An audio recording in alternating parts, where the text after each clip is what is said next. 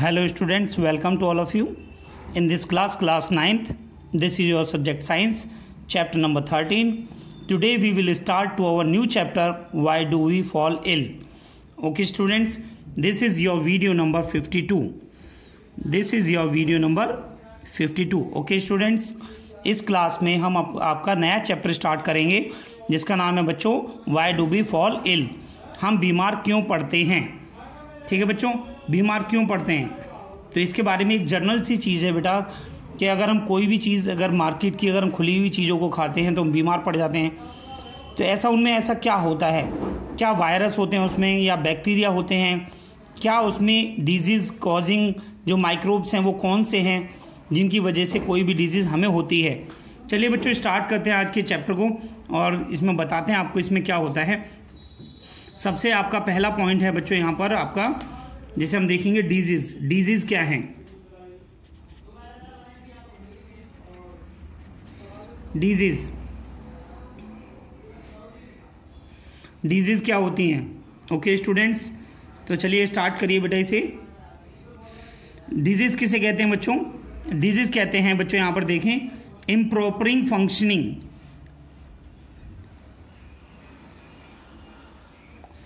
Improper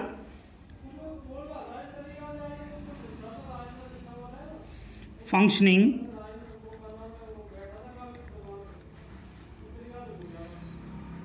of body organs by one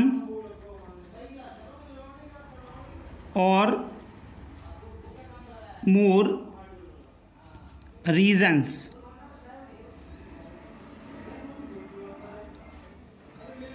improper functioning of a body organ, यानी हमारी body का अगर कोई भी ऑर्गन है, ठीक है, वो प्रॉपर तरीके से जब काम नहीं करता है.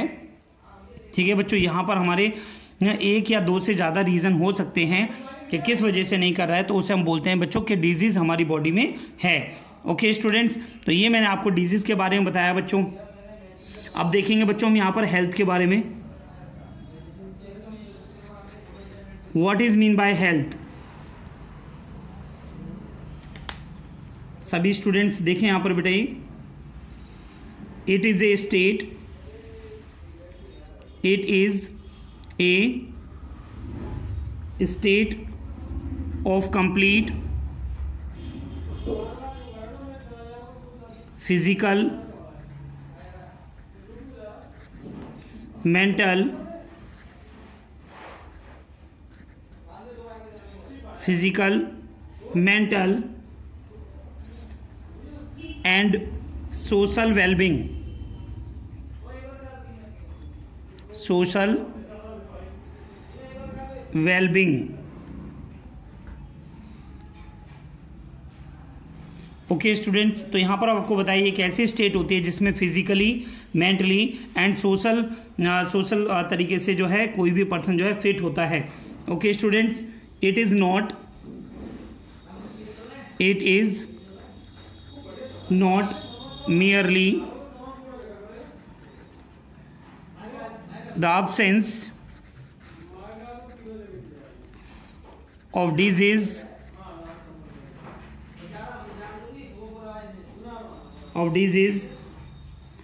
or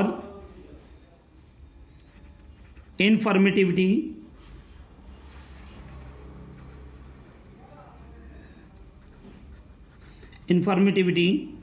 as defined by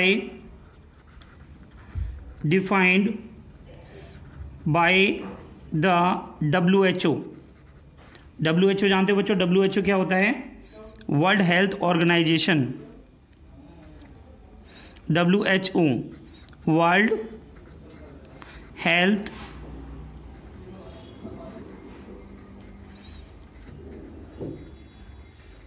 organisation.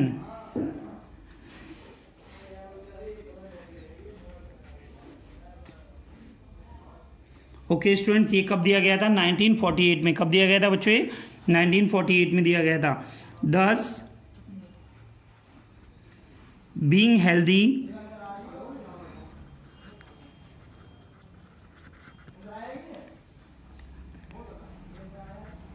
being healthy means that one should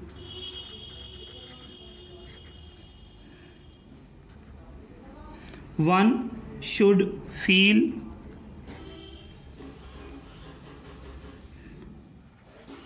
good physically, mentally,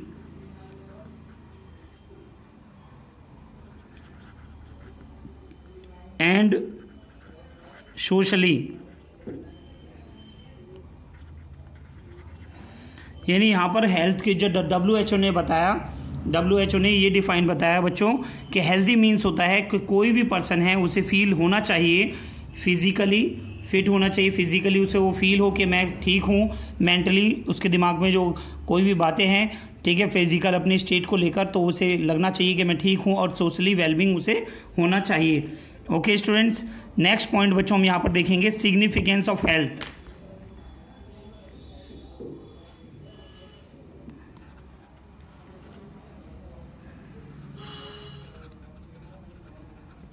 significance of health, health के सिग्निफिकेंस क्या हैं?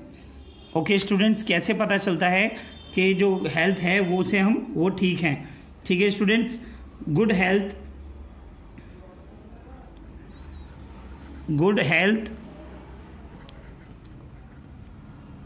Has following advantages.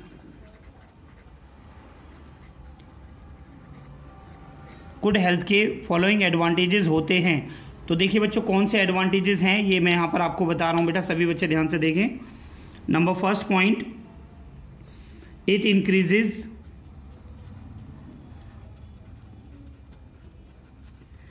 Increases our working efficiency. अगर गुड हेल्थ होगी तो वहाँ पर जो हेल्थ है, गुड हेल्थ होगी तो उससे क्या है, वर्किंग एफिशिएंसी, काम करने की जो क्षमता है वो बढ़ जाएगी। Okay students,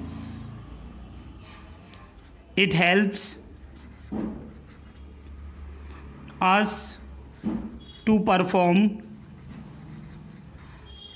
perform various activities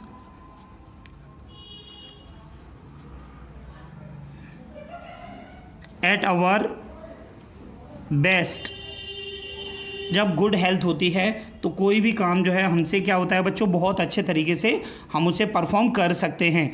okay students, next point को देखेंगे बेटा यहाँ पर हम,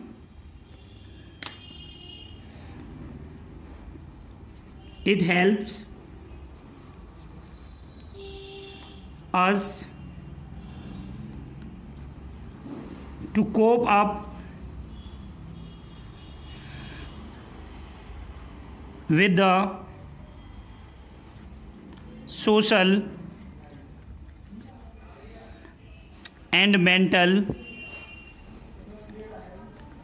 pressure।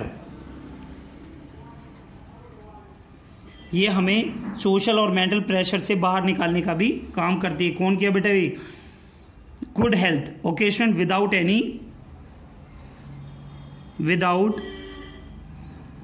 Any difficulty.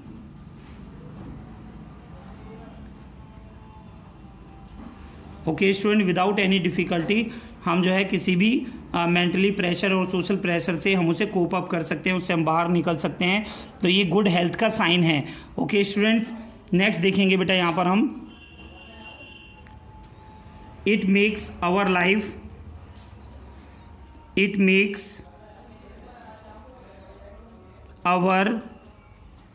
Life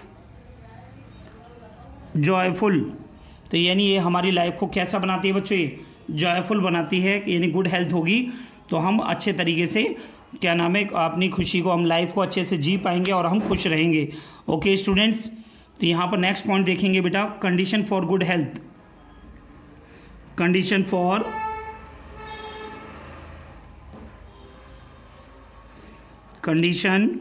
for good health, good health के लिए क्या कंडीशन होती हैं? ओके स्टूडेंट्स, तो यहाँ पर आप देख सकते हैं बैलेंस डाइट, बैलेंस डाइट, अगर हम बैलेंस डाइट लेंगे तो गुड हेल्थ रहेगी बच्चों। Public cleanliness,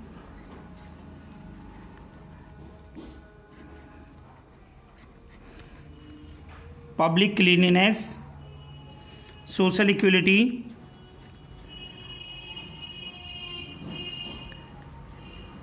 social equality and personal hygiene, personal hygiene. Okay students, तो हम इन तरीक़ों से हम जो है अपने आप को हम गुड हेल्थ रख सकते हैं। बैलेंस डाइट से पब्लिक क्लीनलीनेस, जो हमारे चारों तरफ जो भी चीज़ें हैं उसको हम जो पब्लिकली जो चीज़ यूज़ करी जाती है उसको हम सफाई रखकर, सोशल इक्वलिटी, अगर हम किसी में भी वेरिएशन ना करें, ठीक है, एंड इस तरीके से, एंड पर्सनल हाइजीन रखकर हम क्या नाम है, ये सभी जो कंडीशन हैं वो आपकी गुड हेल्थ को दर्शाती हैं। ओके स्टूडेंट्स, तो सभी बच्चे देखें यहाँ पर आपको सिग्निफिकेंस ऑफ हेल्थ हमने बताया बच्चों। यहाँ पर सिग्निफिकेंस ऑफ हेल्थ के लिए हमने देखा सिग्निफिकेंस, गुड हेल्थ के क्या साइन होते हैं। गुड हेल्थ होगी तो गुड हमारा जो वर्किंग एफिशिएंसी है वो इंक्रीज होगी और हम किसी भी काम को अपने हम बेस्ट तरीके से कर पाएंगे। नंबर सेकंड पॉइंट में मैंने आपको दिखाया, it help us to cope up with the social and mental pressure. हम किसी भी सोशल और मेंटल प्रेशर से हम कोप अप कर पाएंगे, उससे हम बाहर निकल पाएंगे और हमारी जो लाइफ है वो काफ़ी जॉयफुल होगी। ओके स्टूडेंट्स, यहाँ पर जो कंडीशंस होती है फॉर गुड हेल्थ के लिए मैंने आपको बताया, बैलेंस डाइट लेना ज़रूरी है। नंबर सेकंड, पब्लिक क्लीनिनेस, अपने चारों तरफ जो है हमें क्लीनिनेस रखना ज़रूरी है, सोशल इक्वलिटी रखना ज़रूरी है, and personal hygiene. These are the factors for the good health. Okay students, how we can kept to the good health, तो ये आपके कुछ फैक्टर्स हैं जो मैंने आपको समझाए बेटा यहाँ पर। तो सभी बच्चे इन्हें ध्यान से अपना नोट कर लीजिए बेटा कॉपी में। नेक्स्ट पॉइंट पढ़ेंगे बच्चों यहाँ पर, कॉज ऑफ डिजीज। डिजीज के हमारे क्या क्या कॉज होते हैं। नंबर फर्स्ट पॉइंट आता है कॉज ऑफ डिजीज में external factors. What are the external factors by which disease is cause. Okay students, external factors में हम जो यहाँ पर हम पढ़ेंगे बच्चों, यहाँ पर हम, ठीक है, क्या क्या होते हैं एक्सटर्नल फैक्टर उसके बारे में देखिए बेटा। ये disease causing microscope,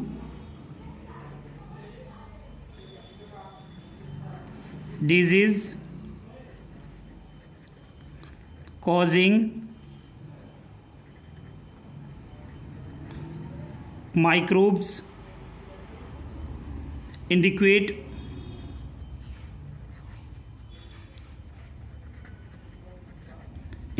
food supply,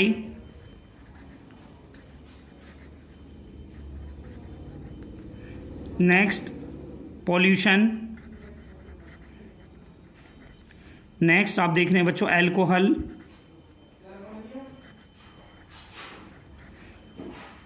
and drug addiction.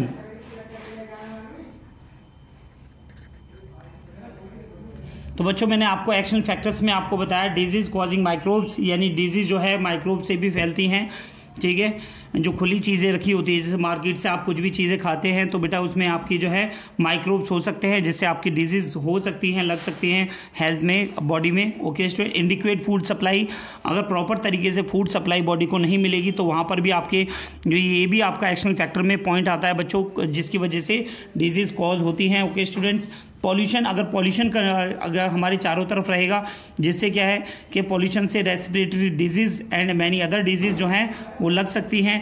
And alcohol and drug addiction, अगर कोई पर्सन अल्कोहल या ड्रग लेने लग जाता है तो भी उसके ये भी फैक्टर आपका एक्शनल फैक्टर में आता है, जिसकी वजह से डिजीज़ होती हैं। ओके स्टूडेंट्स, तो यहाँ पर देखिए नेक्स्ट हम पढ़ेंगे बच्चों यहाँ पर internal factors.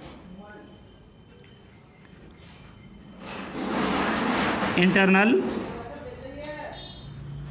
Factors, internal factors क्या हैं? इंटरनल फैक्टर्स में आप देख सकते हैं बच्चों genetic disorder,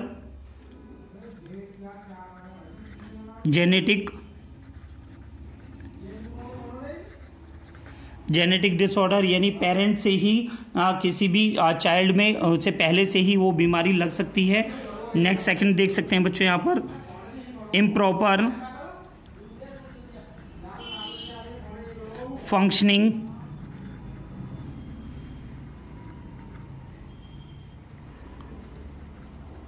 of body organs okay students.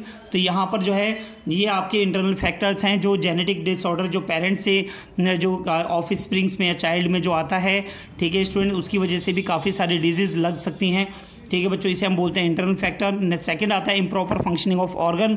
आपने देखा होगा बेटा काफ़ी सारे ऐसे चिल्ड्रंस होते हैं जिनमें जो उनके बॉडी ऑर्गन्स हैं वो प्रॉपर तरीके से फंक्शन नहीं करते हैं, तो हम यहाँ पर बता सकते हैं these are the internal factors and these are the external factors. Okay students, next point जो हम यहाँ पर सीखेंगे बच्चों, हम सीखेंगे एक्यूट डिजीज़ और क्रोनिक डिजीज़ के बारे में।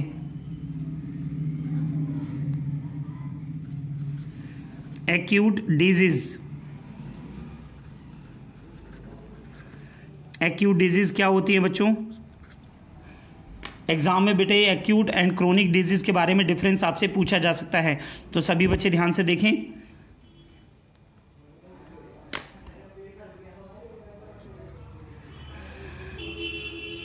For short period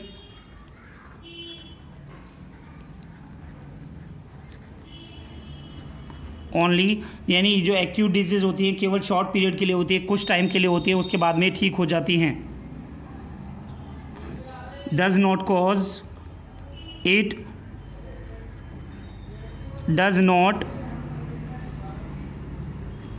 cause major effect on general health.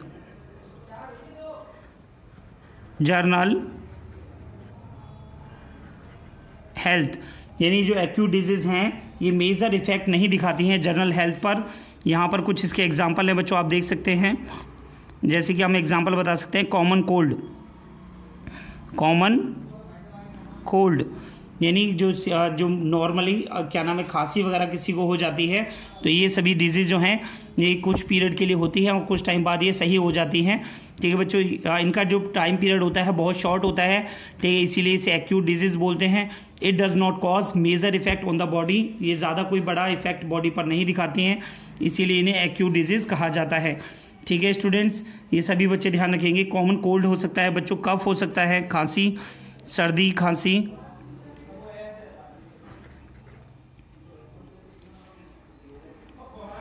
ठीक है स्टूडेंट्स, एक्सेट्रा। तो आप यहाँ पर देख रहे हैं बच्चों ये जो डिसीज़ हैं इसमें जो पेशेंट्स हैं वो आफ्टर द क्योर वो जल्दी ही ठीक हो जाता है। इन these disease patients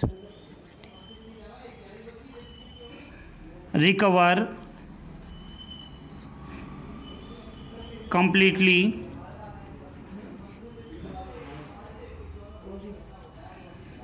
after the cure,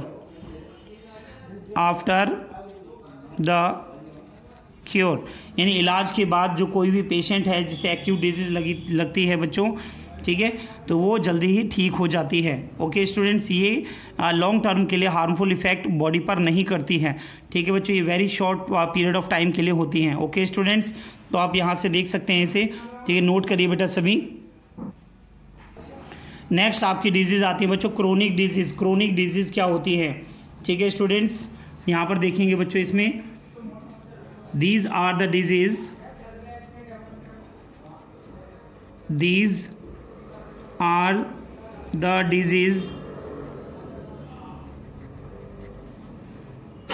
which last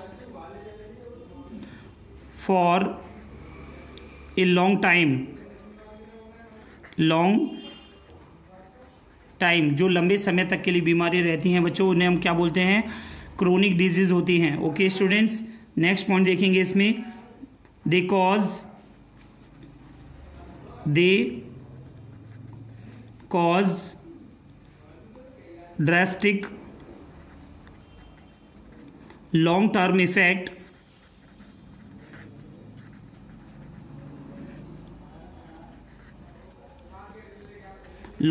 effect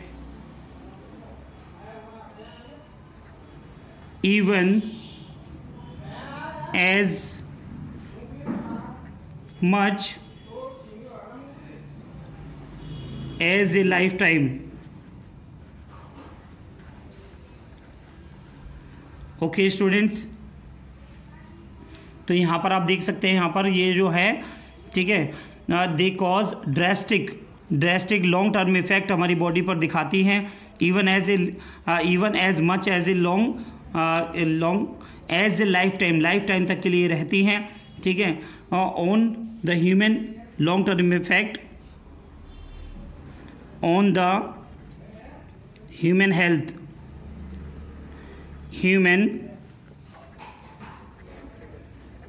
okay students, यहाँ पर आपको एग्जांपल हम दिखा सकते हैं बच्चों, यहाँ पर हम एग्जांपल लिख सकते हैं आप इसमें, एलिफेंथेसिस,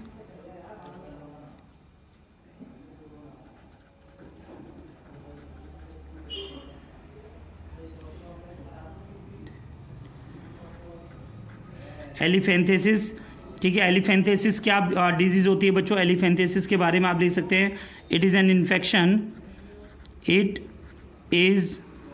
इन्फेक्शन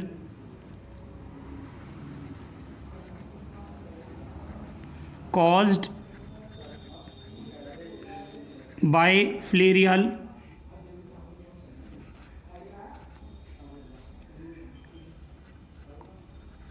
worm। एक हमारा माइक्रोब है जिसका नाम है बच्चों फिलेरियल वॉर्म की वजह से जो इन्फेक्शन होता है उसकी वजह से एलिफेंथेसिस हो जाता है। एलिफेंथेसिस में जो बॉडी ऑर्गन्स हैं, ठीक है, ज़्यादातर ये लेग्स में पाया जाता है, ठीक है स्टूडेंट, तो जिसकी वजह से जो आपका जो पैर है, जो लेग्स होते हैं, उनका जो साइज़ है वो काफ़ी इंक्रीज़ हो जाता है, और जिसकी वजह से कोई भी पर्सन नॉर्मली तरीके से वो नहीं चल पाता है। ओके स्टूडेंट्स, एंड यहाँ पर हम और भी डिजीज़ के बारे में बता सकते हैं, जैसे कैंसर,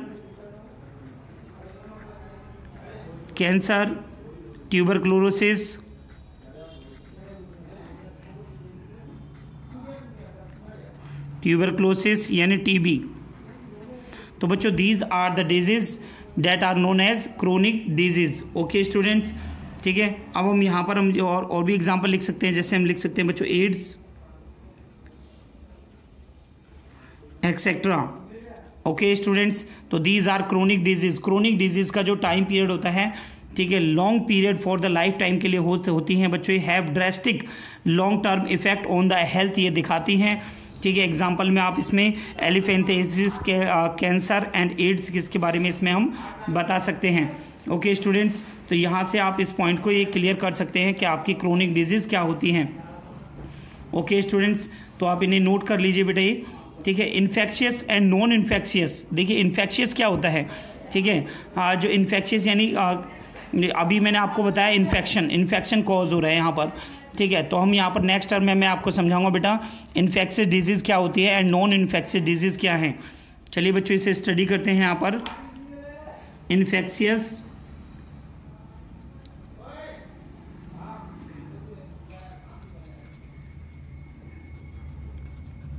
इन्फेक्शियस को हम कम्युनिकेबल डिजीज भी कहते हैं,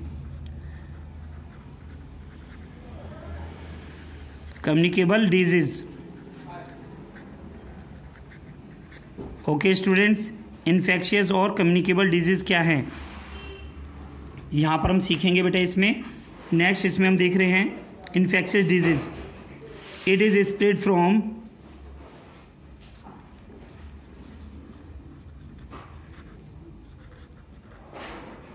infected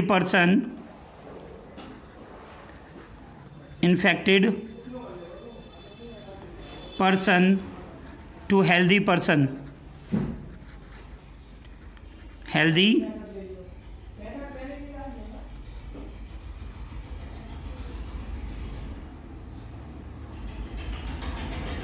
इन्फेक्शियस पर्सन से हेल्दी पर्सन को ये डिजीज़ हो सकती है। ओके स्टूडेंट्स, नेक्स्ट पॉइंट हम देखेंगे यहाँ पर हम बच्चा, it is caused bye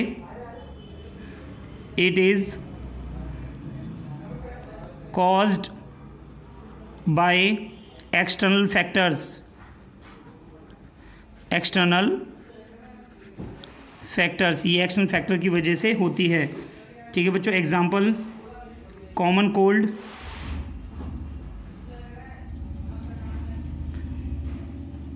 tuberculosis,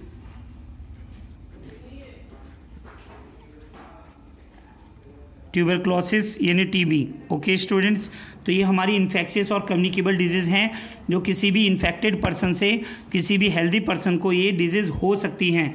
okay students, next point हम यहाँ पर सीखेंगे नॉन इन्फेक्शियस डिजीज़।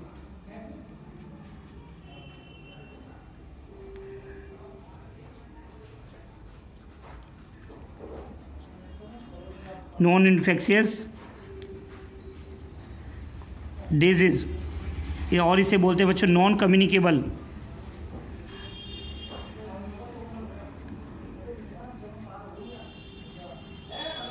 जैसे कि बच्चों वर्ड से ही आपको पता पड़ रहा है नॉन कम्युनिकेबल होती हैं। नॉन कम्युनिकेबल का मतलब क्या हो जाएगा कि ये एक पर्सन से दूसरे पर्सन में डिजीज़ नहीं हो पाती है। ठीक है, ये हमारे इंटरनल फैक्टर की वजह से होती हैं। चलिए बच्चों नोट करिए बेटा इसे। It can not spread from, it can not spread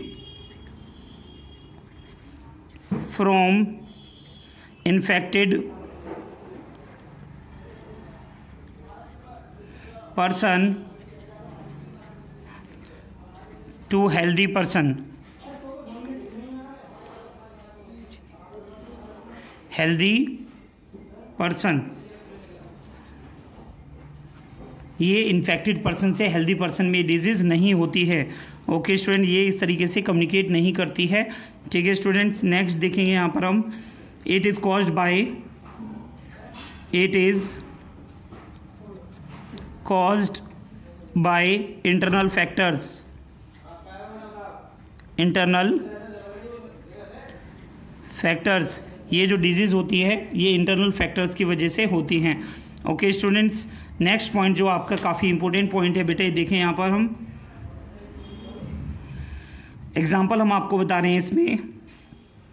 cancer is due to genetic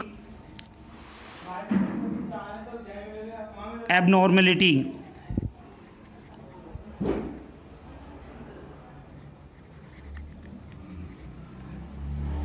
genetic abnormality की वजह से होती है बच्चे। ठीक है, एंड हाई ब्लड प्रेशर,